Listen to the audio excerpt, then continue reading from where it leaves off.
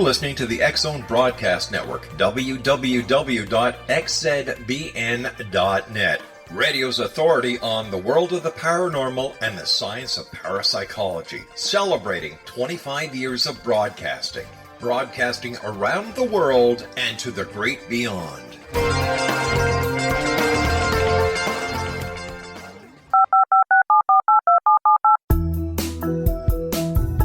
Did you know that when you're on the road with limited data or Wi-Fi, you can still listen to the X-Zone Radio Show with Rob McConnell, The Science of Magic with Gwilda Wiyaka, High Tech with Corey Kay, and every minute of the 24/7, 365 programming of the X-Zone Broadcast Network by calling 712-432-9459, courtesy of TalkStream Live. No smartphone, app, or internet needed. It saves your data plan, and it's free if you have unlimited minutes. Call 712-432-9459 to listen on any phone, anytime, anywhere. Remember, 712-432-9459 for the best of paranormal, new age, thought-provoking, sci-fi radio programming 24/7, 365.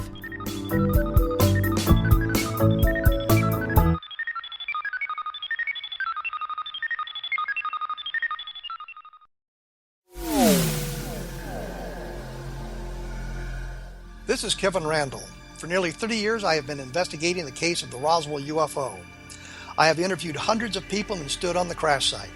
Now in Roswell in the 21st century, I have reviewed dozens of hours of audio and videotaped interviews, examined hundreds of files that relate to the crash, and have returned to Roswell in an attempt to put all that information into the proper perspective. For the first time in Roswell in the 21st century, I have made a dispassionate reevaluation of all that material and provide a new look at what happened. This is a book that clears away all the clutter that has hidden the truth for so long, strips away the various lies that surround the case, exposes the Air Force attempts at cover-up, and found a core of solid information that tells us all where the case stands today.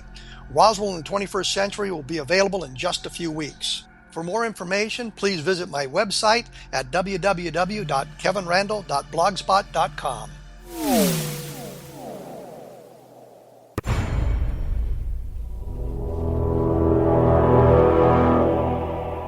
The X-Zone Radio and TV show is largely an opinion talk show. All opinions, comments, or statements of fact expressed by Rob McConnell's guests are strictly their own and are not to be construed as those of the X-Zone Radio and TV show or endorsed in any manner by Rob McConnell, REL-MAR McConnell Media Company, the X-Zone Broadcast Network, its affiliated networks, stations, or employees.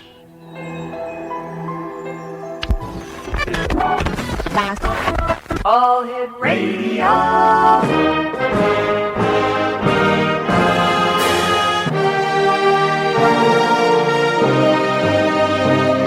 Welcome to the X-Zone, a place where fact is fiction and fiction is reality. Now, here's your host, Rob McConnell.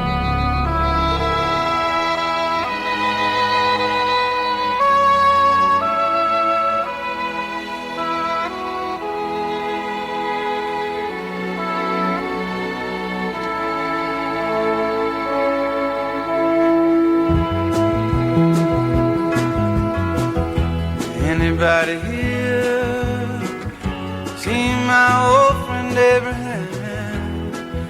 Can you tell me where he's gone? He freed a lot of people, but it seemed good they die young.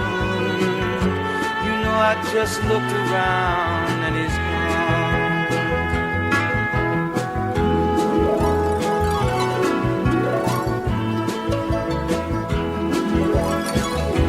Anybody here seen my old friend John?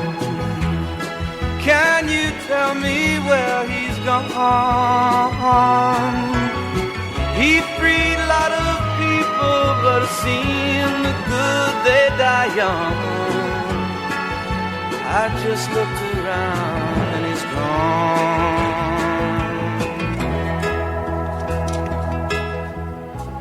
Welcome back to the X-Zone, everyone. I am Rob McConnell. We're coming to you from our broadcast center in Hamilton, Ontario, Canada. Send me your emails, xzone@xzoneradiotv.com, on all social media sites, Xzone Radio TV, and our website, xzoneradio.com. And we're coming to you on the Xzone Broadcast Network, Mutual Broadcast Network, Talkstar Radio Network, and in Europe on Radio X. We're going to be talking about a book that I received a copy of thanks to our good friends at Trin Day. And I've got to tell you something. You pick this book up, you can't put it down until you've finished it. It's entitled Most Dangerous, A True Story. Out of the bowels of the sleepy southern town of Tupelo, Mississippi, the birthplace of Elvis Presley, emerges a darkly humorous true story of stage terror, occult ritual, and mind control. Now, the book reads like a tale that is, anything but true, but unfortunately for the main character and all those around him, everything is all too true. My guest this hour is the author, S.K. Bain. He finds himself caught up in the middle of something bigger and uglier than he can first fathom. Now, we've heard that a lot of times on this show, haven't we, Exonation? Yet to his dismay, he catches on rather quickly to what's taking place around him, and near simultaneously elsewhere across the country in places such as Boston, Massachusetts, and West Texas, because he's seen this sort of thing before. He wrote the book on it literally as soon as he realizes just how much danger he and his family are in. Let's put things into perspective. The year is 2013, the 50th anniversary of the JFK assassination, and Kent Bain discovers that he is enmeshed in a year-long series of scripted events meticulously planned and brilliantly executed by some of the most ruthless, diabolically creative, powerful psychopaths on the planet. And as the story unfolds, it turns out that Kent has an idea who, specifically, might be behind his woes. And if he's correct, Exo Nation, it's even less likely that he's going to get out of it alive. Thank God he did get out of it alive, because he's with us this hour. Kent Bain, welcome to the X-Zone. Thank you. It's great to be with you. My good Lord, man. What did you do? Well, I apparently antagonized some rather powerful interests through the writing of my first book, which was the most dangerous book in the world, 9/11 is Mass Ritual. That would do it. That would do it. A lot of people do not buy the government explanation of 9/11. Many people believe there's a conspiracy behind it. Many people believe that there's more to this than meets the eye. And when you said the word ritual, a light went on, and I'd never heard that word before used when talking about 9/11. Let's talk more on the other side of this break, Kent. Thank you so much for being with us. It's a great pleasure having you with us here in the X-Zone tonight. Great to be here. X-Zone Nation, my guest is Kent Bain. His website, themostdangerousbookintheworld.com. That's www.themostdangerousbookintheworld.com. And Kent and I will be back in 2 minutes. You will not want to miss one moment of this interview. We'll be back. Don't go away.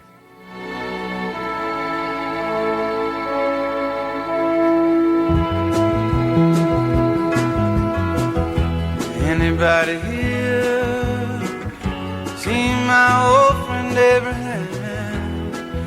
Can you tell me where he's gone? He freed a lot of people, but it seemed good. Afterlife expert Roberta Grimes was the first one to say that dying can be fun. Now her best-selling book, The Fun of Dying, is available in stores worldwide.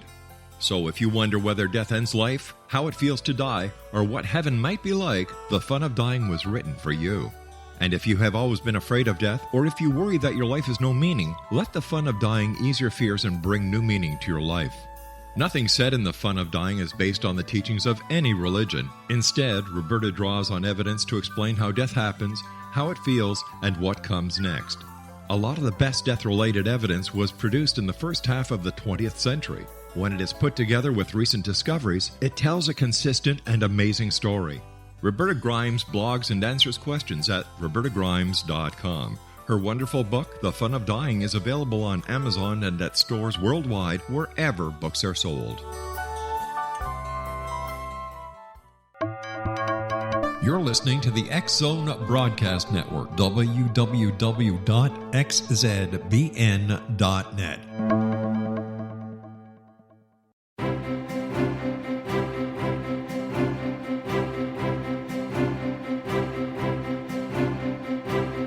While science pursues fact, magic accesses the quantum level, bridging random facts to form truth. As long as science and magic remain separate and polarized, the truth cannot be known.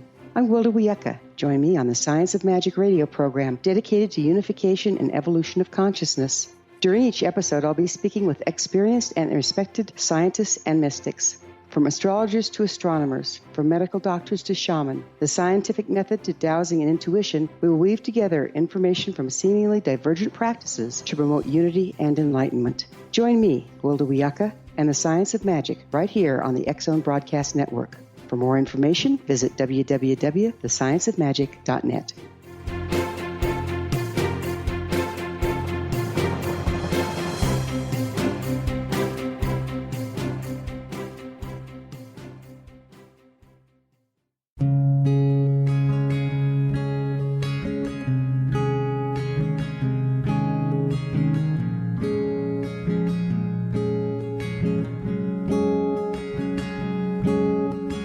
Linnea Starr began to demonstrate a metaphysical connection to the spirit world as a little girl. Her family noticed the connection, but it was a great-grandmother who told the family that Linnea was indeed gifted. The great-grandmother, who was also gifted, felt that Linnea had indeed inherited these attributes.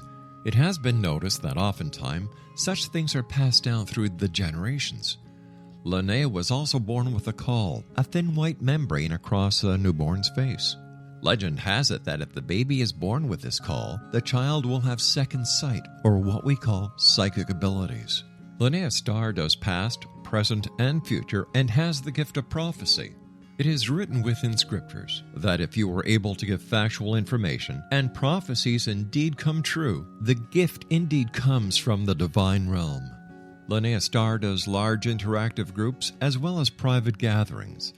For more information on Linnea Starr or to contact Linnea for a one-on-one consultation, visit her website at www.linneastar.com. That's www.linneastar.com.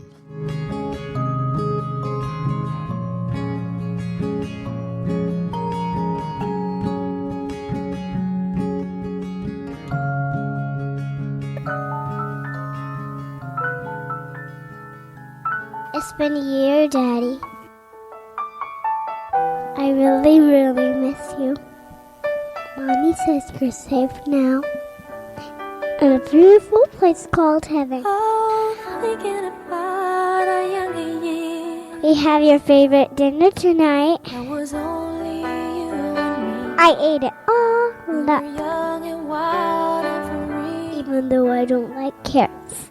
Now nothing can take you away from me. I learned how to swim this summer. We've been down that road before. I can even open my eyes That's over now. when I'm underwater.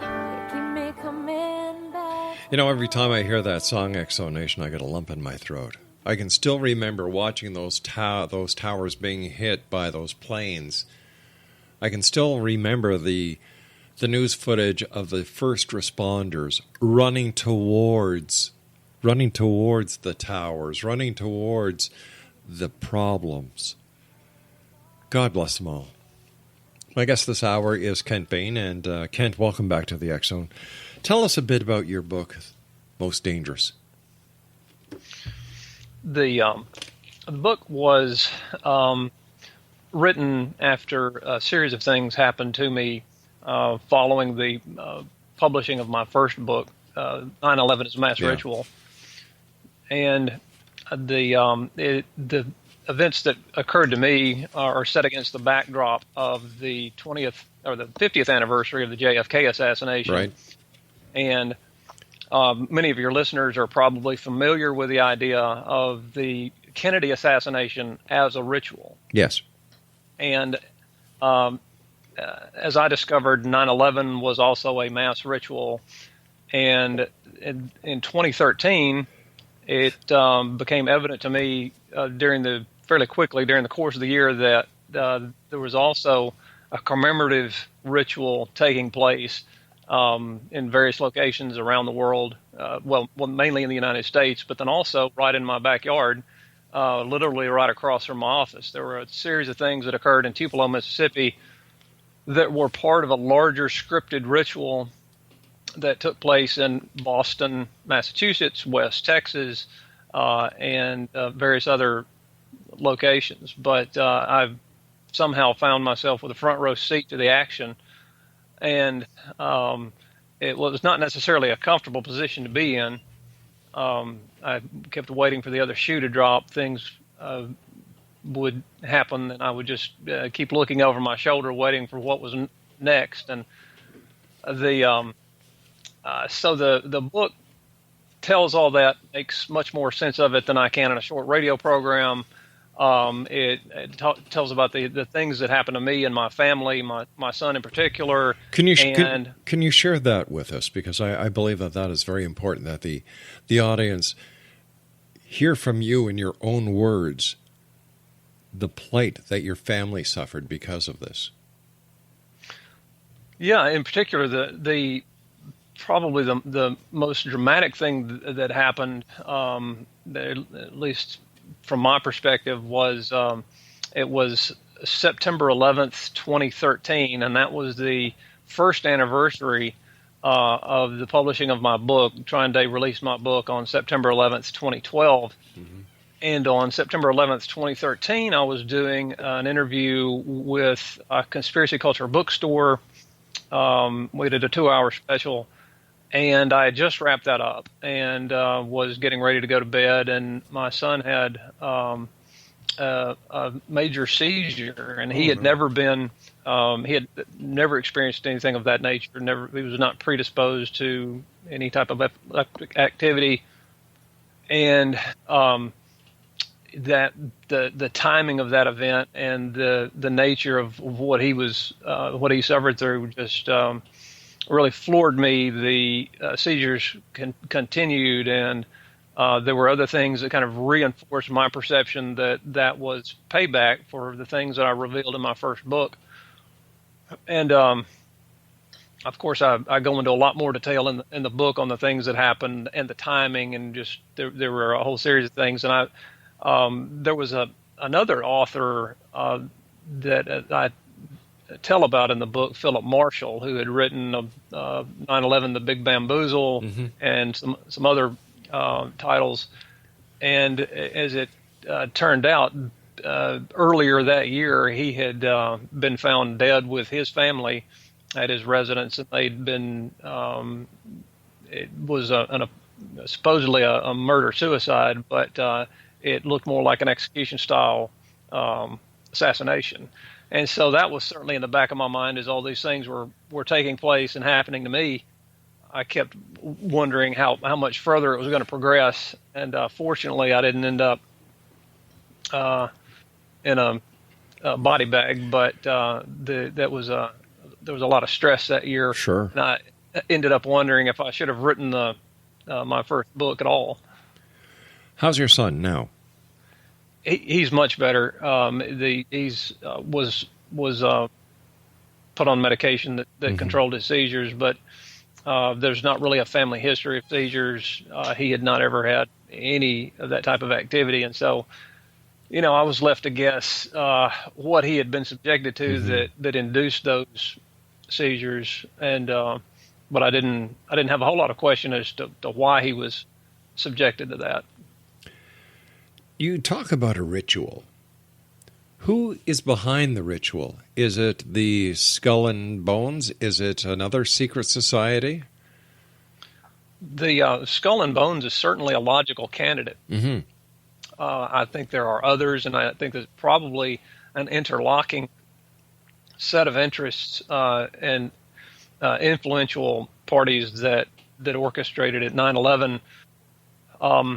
As you begin to understand the scope and scale not only of the attacks, but the psychological warfare and the that involved occult components. When you really understand how deep and broad the conspiracy was, you understand that it was not the result of just 2 or 3 years of scheming on the part of the Bush administration, that it goes much further, much deeper, and it's once you begin to grasp the magnitude of it, it's really startling. But why would anyone, any organization, secret or not, want to take out nearly 3,000 people? Well, certainly when you see what was accomplished on the back of 9/11, the reduction in civil liberties, the 2 wars that resulted from the attacks, the military-industrial complex certainly benefited to a high degree from those attacks, and so they, from their perspective, those lives are certainly expendable in pursuit of greater wealth for the military-industrial complex. But from an occult perspective, of course, you could view the deaths, and as I believe is the case, as sacrifices to there would be any number of dark gods that you could say that they could possibly have been sacrificing to. But I think it's clear from, at least to me, from my research, that the deaths did have significance, did have importance to those who took the lives, and in a ritual context. And so they were not just unfortunate deaths; they were intentional deaths, and that were not that it just was a really terrible thing.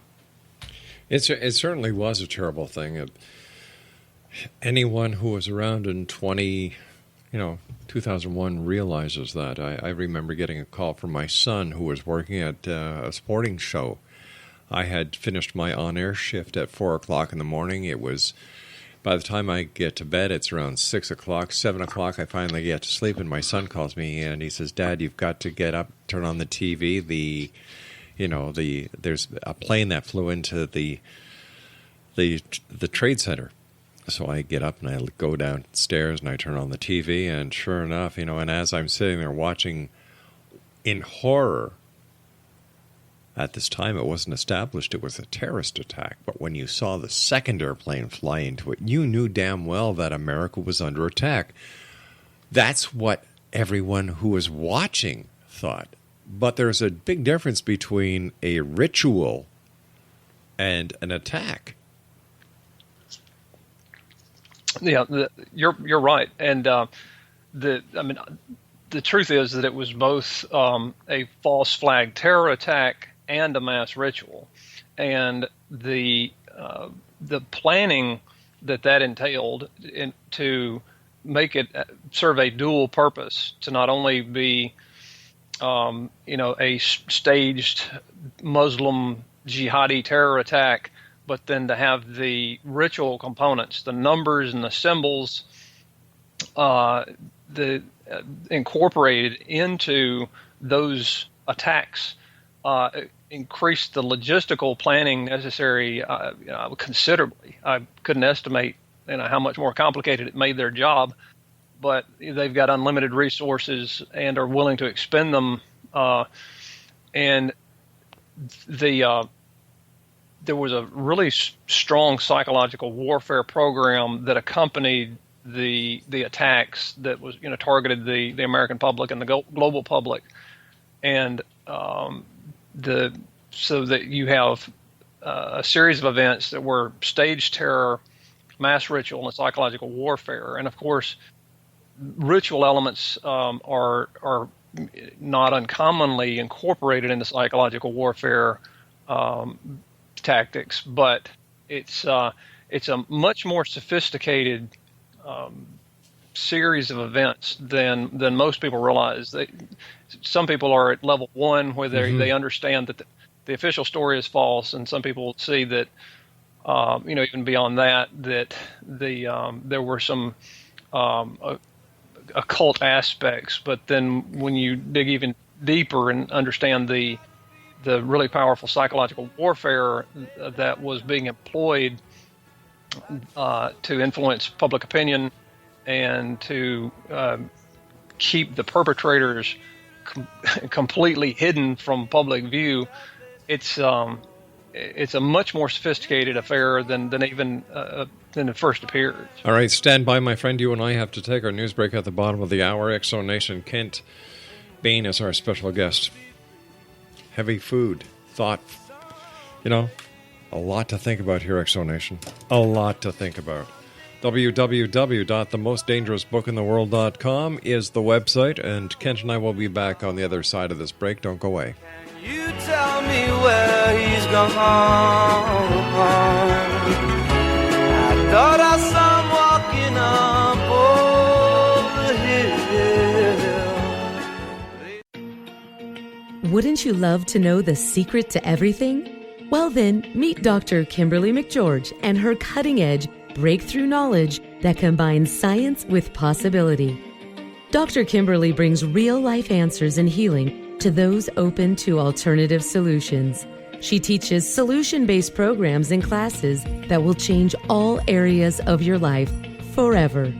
Specializing in conscious creation, intuitive readings, and energy medicine, you can rapidly shift health, relationships, business, and money and abundance challenges quickly. Receive her best-selling book, Secret to Everything, at no cost by going to secrettoeverything.com/X-Zone. That's right, transformation can start now. Just go to secrettoeverything.com/X-Zone and receive Dr. Kimberly's book for free. You're listening to the X-Zone Broadcast Network, www.xzbn.net.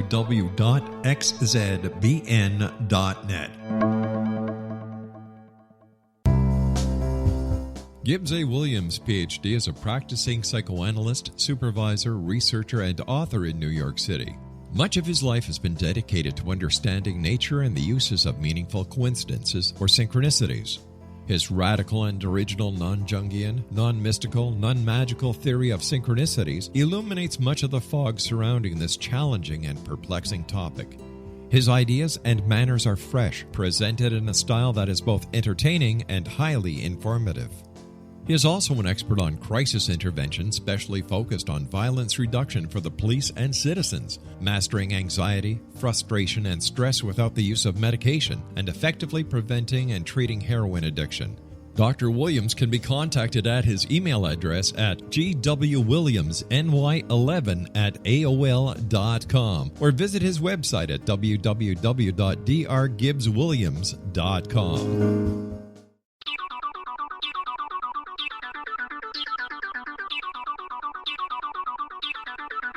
Join High Tech with Corey K. weekly here on the X-Zone Broadcast Network.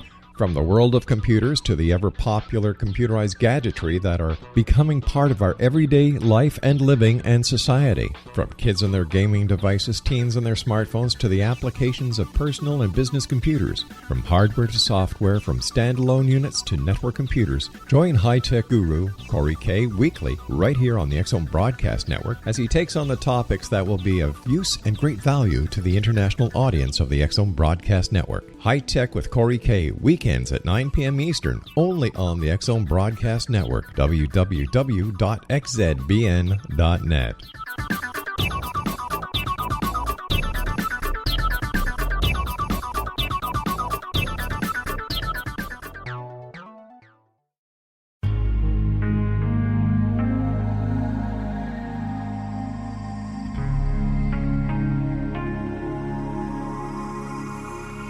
The scientist and the mystic have been on an age-old, relentless search with one thing in common. They seek truth. Their paths converge in the 40,000-year-old practice of shamanism, an ancient science delving to the quantum level of life, facilitating healing, manifestation, and evolution. I'm Gwilda Wiyaka, the founder and director of Path Home Shamanic Arts School, a unique Colorado State-certified occupational school, training shamanic practitioners and teachers. We also provide classes for empowering personal lives through shamanism. Our certification classes are in week-long segments enabling international participation, and online classes and long-distance shamanic healing sessions are available. Come discover the science of magic in the limitless world of shamanism. www.findyourpathhome.com.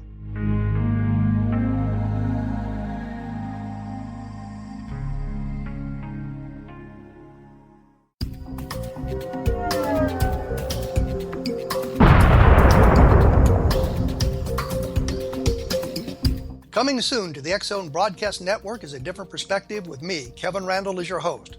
We'll be taking a close look at what is happening in the world of UFOs today with side trips into the paranormal.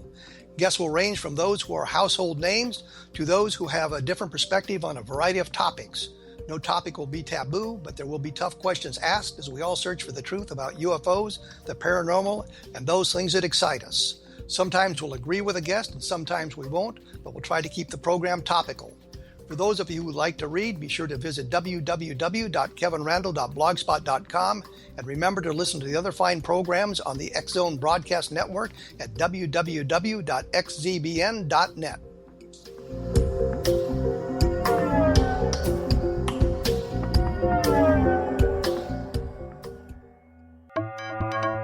You're listening to the X-Zone Broadcast Network, www.xzbn.net.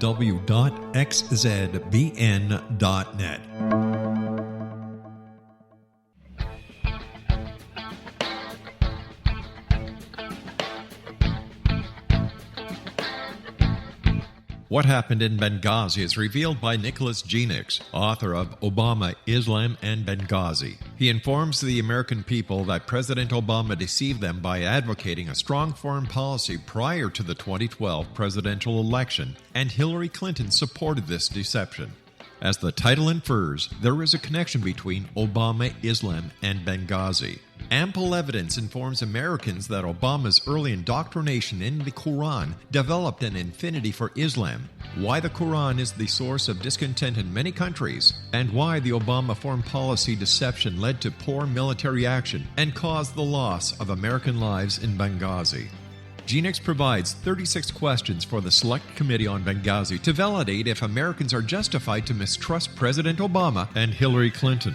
An overview of Obama, Islam, and Benghazi is presented on the website www.futureofgodamen.com. That's www.futureofgodamen.com.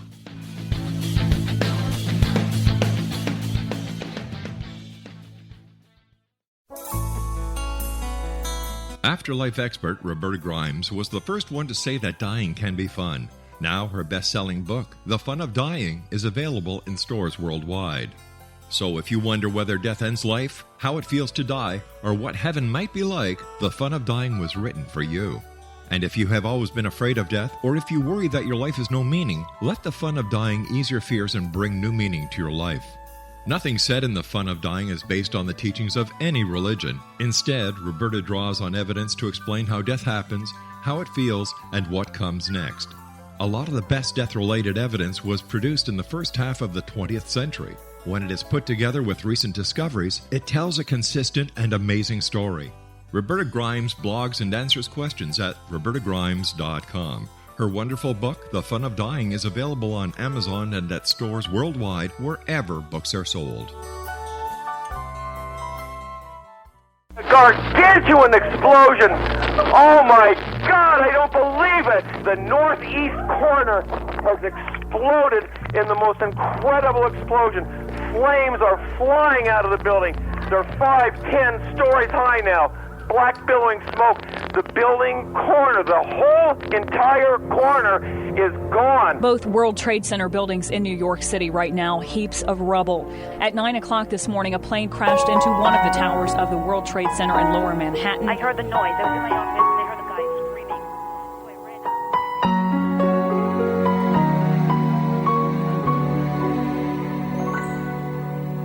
Let there be peace on earth. Let it begin with me. Let there be peace on earth. Welcome back, everyone. Kent Bain is our special guest this hour. www.themostdangerousbookintheworld.com. So Kent, who had anything to gain by 3,000 people dying on the attacks, on 9/11? Now, was it the military complex? Was it the fossil fuel industry? There has to be more to it than what we're led to believe. Well, I think the answer is all of the above and then more. Wow. We're beneficiaries of the 9/11 attacks, and I think ultimately it benefited not just those entities and interests, but the multinational banking cartel that runs the world.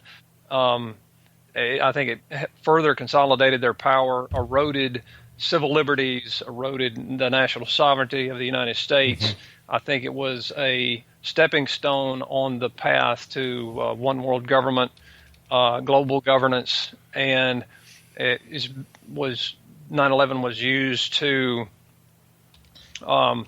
create an environment of terror in which the American public would acquiesce to anything, give up all freedoms, as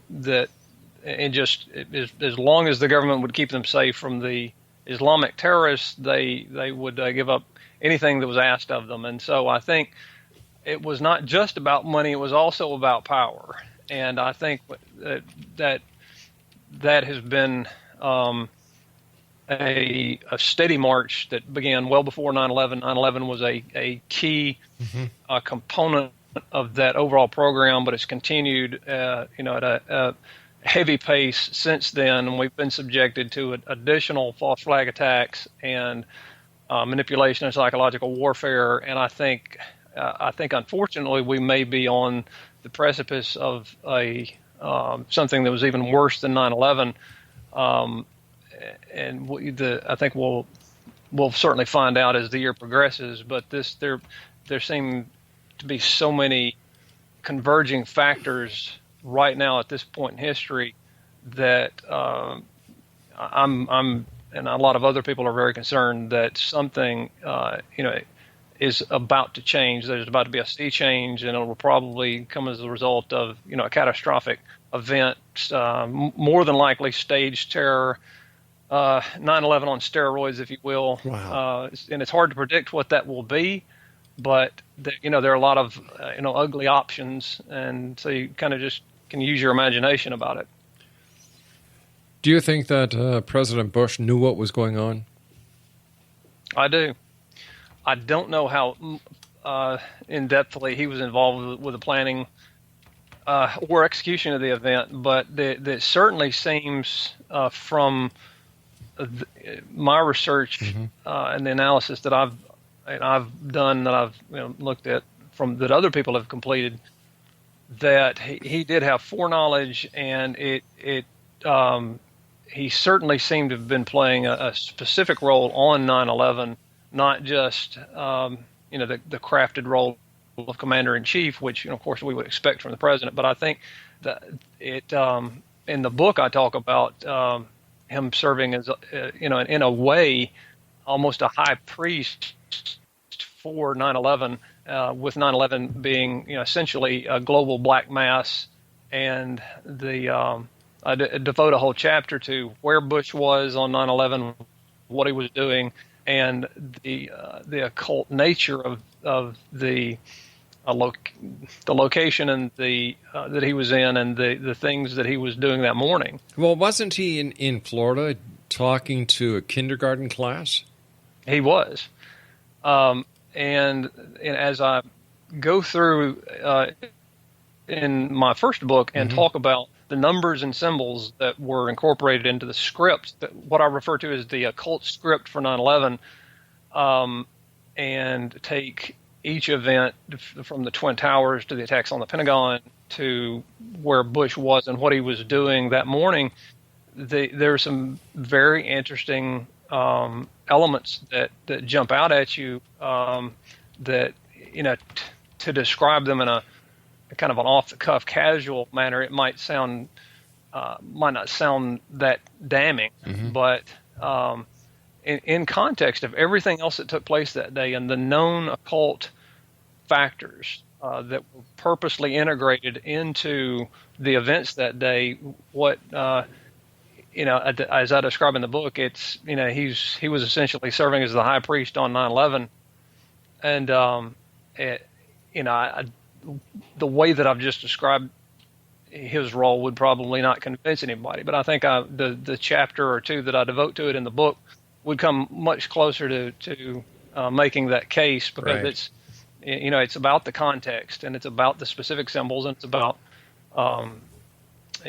understanding why that would have been the case, and so it's not rocket science, but it is somewhat complicated and sophisticated, and it is hard to describe not in sound bites, but in short blocks, because there's no one element of 9/11 that you can point to and say, aha, this was an occult ritual. It's the total weight of the evidence related to all of the incidents and setting those in context. And I think I did a pretty good job of that in the first book, and of helping people understand the rationale behind what was done and why, what symbols, what the meaning of the symbols that were incorporated were, and that type of thing. So it points to some involvement on the part of some senior government officials that some people might find surprising. So tell me, based on your research, based on the hell that you and your family have gone through, why was Kennedy assassinated? Well, I only touched on that in my first book, but then that is at the core of the second book. And I not only talk about of course, the 50th anniversary, but then I go back and deal with the killing of the king ritual that was performed in 1963 in Dallas at Daley Plaza. And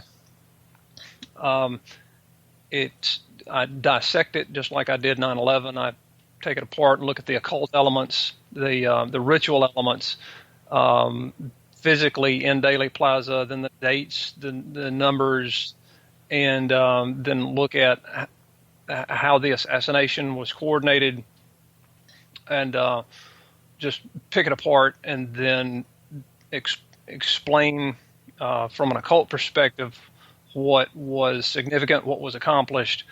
And then, of course, there were some very practical objectives, just like on 9/11, that was used to lead us into two wars. There were very practical objectives that resulted from the Kennedy's assassination, but then it doubled as a mass ritual, and it also was involved some fairly sophisticated psychological warfare tactics.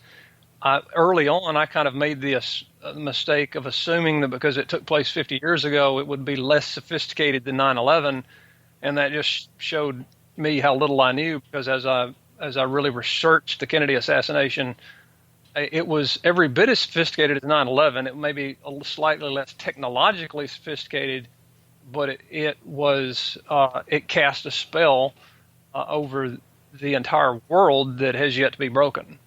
And so the Kennedy assassination as mass ritual, is a huge part of the second book, and I devote multiple chapters to it. And so I would encourage your listeners to take a read. But why are these rituals, these organizations, allowed to get away with murder?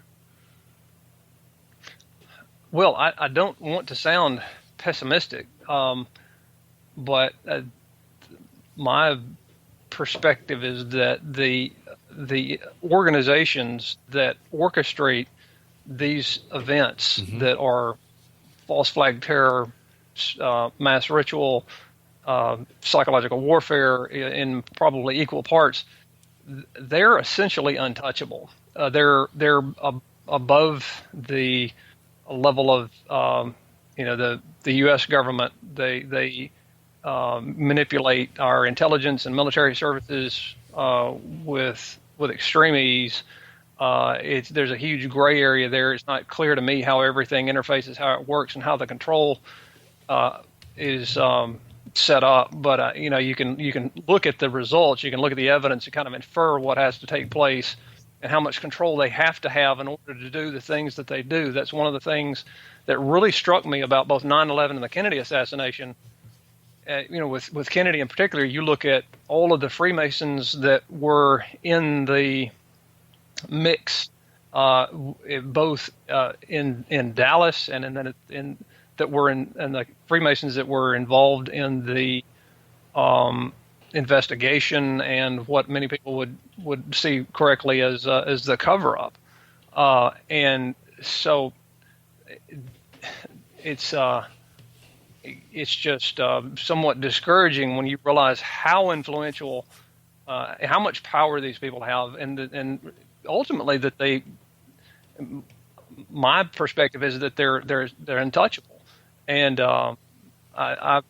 my publisher Chris Milligan is more optimistic about things, and I try to let him influence me in a positive direction. Right.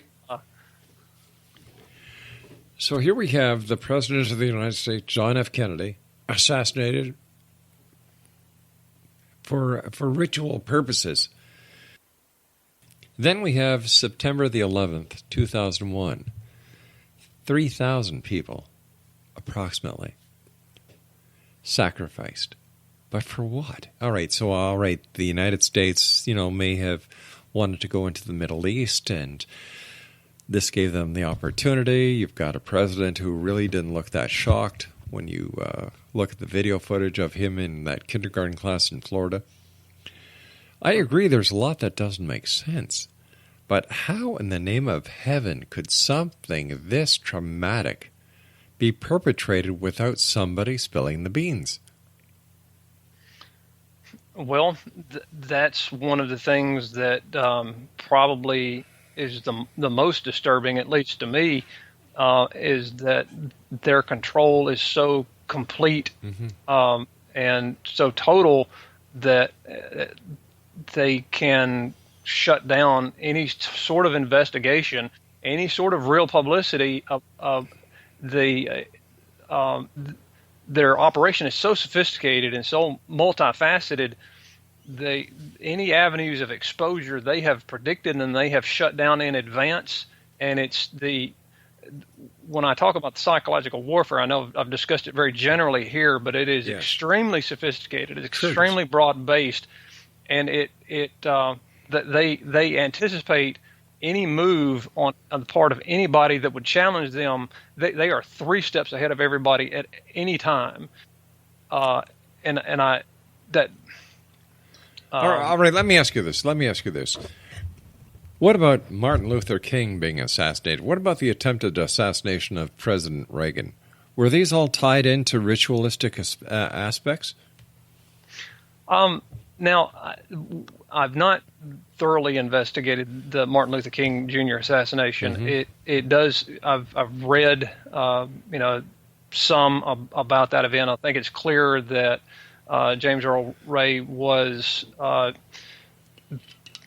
more than likely a patsy and perhaps a mind-controlled assassin. I don't know that there was an occult aspect of the So are you King saying that Lee Harvey Oswald was a patsy? There's a good bit of evidence to that effect. I wouldn't argue that. Just I guess I'm still open to discussion on that point. It certainly appears to me that there were multiple assassins, and I've drawn the tentative conclusion that that Oswald was a patsy. I mean, his story is really compelling. It's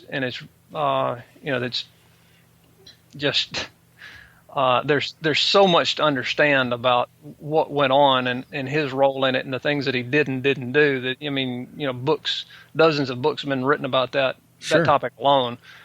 But you had asked about the Martin Luther King assassination. Yes. I don't know that there's an occult component for that. All right, let's go back to the JFK. Mm-hmm. The assassination of Lee Harvey Oswald by Jack Ruby, was that an occult connection? I'm not so sure that was. That was probably just cleanup. That was not necessarily a part of the ritual aspect of the Kennedy assassination. I think maybe that just was a cleanup operation to get him out of the picture, shut him up, and just get him going. A lot of behind the scenes going on here, isn't there? More than we could ever imagine. But one of the things that really struck me during the course of my investigation was how many logical suspects were in Dallas on that day and how many were involved. And if in the media coverage of the 50th anniversary of the assassination, you've had a lot of a rehashing of the conspiracies that have emerged over the past few decades. And, you've got anywhere from 12 to 15 really good logical suspects for who would have wanted to kill Kennedy. And then you have the presence of multiple assassins in Dallas, or the Dallas area on that day. Hey, Kent, I have to ask you this. Can you hold on for a sec? We've got to take our final break. X-Zone Nation, Kent Bain is our special guest. This has been a great hour, X-Zone Nation. If you'd like to know more about Kent, if you'd like to order any of his books, www.themostdangerousbookintheworld.com. Kent and I will be back after this break. Don't go away. God is our Father. Little children aren't the only ones afraid of the dark.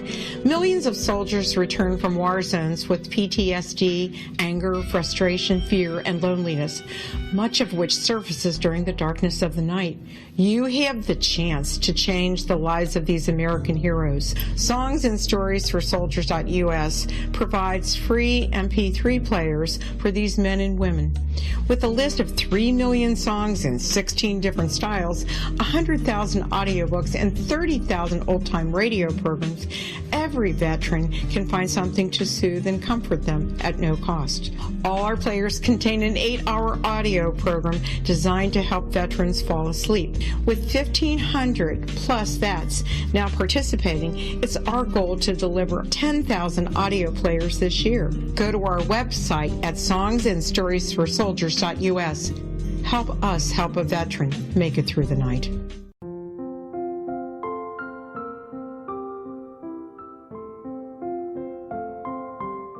I am Dr. Carl O'Helvey, founder, president of a new cancer foundation focusing on evidence-based physical, mental, and spiritual interventions, including natural cancer cures, prayer, meditation, affirmations, nutrition, and other related holistic cancer prevention and cure modalities.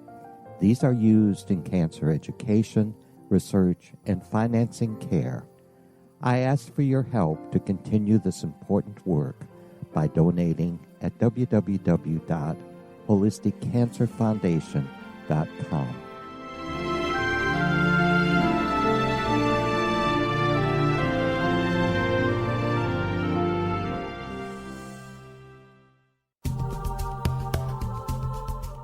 If you enjoy reading a good mystery with a touch of the paranormal, then you'll love From Out of the Woodwork by William S. Peckham. Sean Kennedy, a Toronto contractor, buys derelict houses, guts them, and turns them into multi-family dwellings. When Sean buys 29 Livery Lane, a century house in ruins, and starts the renovation, the house fights back. He is visited by ghosts of owners past. His visions are triggered by touching an oak mantle, reading a faded letter, opening an old locket, or opening a brand new casket in the basement. These visions will take you on a trip across southern Ontario from Niagara Falls to Toronto to Kingston. From Out of the Woodwork is now available in paperback and on your favorite electronic reader. To order your copy of From Out of the Woodwork, go to www.williamspeckham.com. That's www.williamspeckham.com.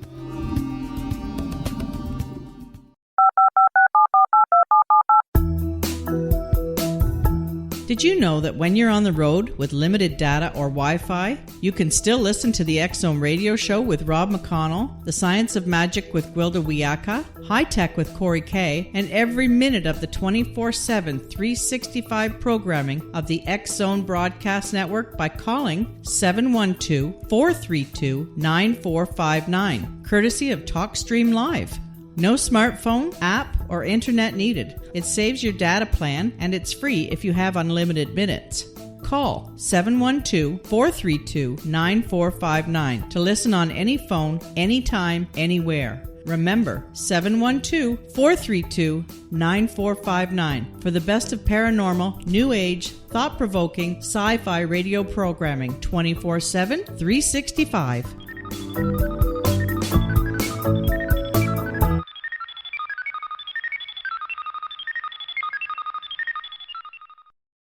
At the airport in Dallas, and throughout the streets of Dallas, the Dallas police had been augmented by some 400 policemen called in on their day off because there were some fears and concerns in Dallas that there might be demonstrations, at least, that could embarrass the president. Because it was only on October the 24th that our ambassador to the United Nations, Adlai Stevenson, was assaulted in Dallas, leaving a dinner meeting there. From Dallas, Texas, the flash, apparently official, President Kennedy died at 1 p.m. Central Standard Time, 2 o'clock Eastern Standard Time. X-Zone Nation, my guest this hour is a gentleman who wrote a great book. His name is... Do you have your pencils out here? Vice President Lyndon Johnson. All right. Hurry up, guys. Get your pencils out. Da-da-da-da-da. Kent Bain is his name, and his website, www.themostdangerousbookintheworld. Kent, it's been a great pleasure talking to you this hour. I've really enjoyed it. How can we stop this from happening again, Kent? Well, again, I don't want to sound pessimistic. I'm not sure what we can do practically to stop the perpetrators of these acts. I think that what we can do on a personal basis is to educate ourselves on what they do, why they do it, and how they get away with it. We can hope that at some point, if people would tear themselves away from their televisions long enough, that enough people will wake up that there could be some sort of meaningful resistance. And I don't necessarily mean armed resistance, because I think that's futile, but that there would be enough of awakening, enough of a sea change in our consciousness that something could happen. I think that it almost would take a miracle, but we can't rule miracles out. I think we're outmatched just in terms of resources and probably smarts, but we have to stand up for ourselves, because if we don't, we're really acquiescing in our own enslavement. And that's a point that Michael Hoffman makes. He's the author of Secret Societies and Psychological Warfare. And so even if we don't believe that we can defeat the enemy, we have to stand up, we have to try, because otherwise we're participating in our own enslavement. Kent, what are your final thoughts for the X-Zone Nation tonight? Well, building on what I just said, I think there is value in understanding what our adversaries do, how they do it, why they do it, and helping educate others on that point, because we live in a programmed control grid, and if we don't understand how we're manipulated, we can't meaningfully resist, and we will be manipulated blindly, and we may be only able to resist in ways that are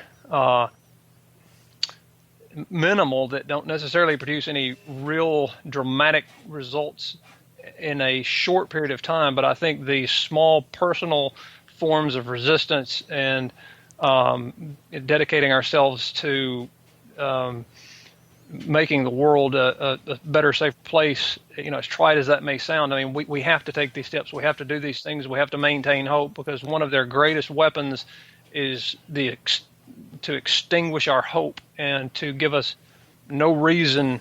They keep us in a state of constant terror through these ongoing series of false flag attacks, and if we just have to educate ourselves.